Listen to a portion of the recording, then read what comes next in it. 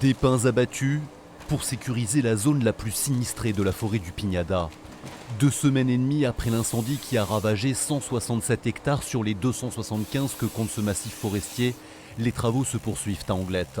3 entreprises sont à l'œuvre, abattage, débroussaillage et mise en place d'une clôture pour séparer la forêt en 2 parties constitue l'essentiel du chantier.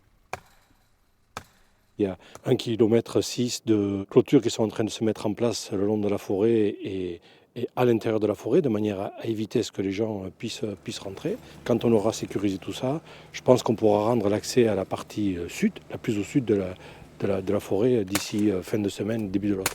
Aujourd'hui, la forêt du Pignada est entièrement fermée au public. Le tiers sud du massif, en vert clair sur la carte, a été le plus épargné par l'incendie.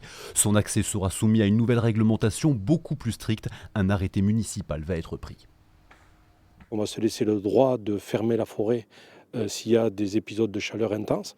On va interdire les promenades en forêt pour les fumeurs. On considérera que de 21h à 6h du matin, personne ne devra aller dans ce massif forestier. On va y mettre des règles, mais des règles qui seront bien mises pour le moment, mais qui vont perdurer dans le temps, y compris quand on aura l'accès total à la pinède.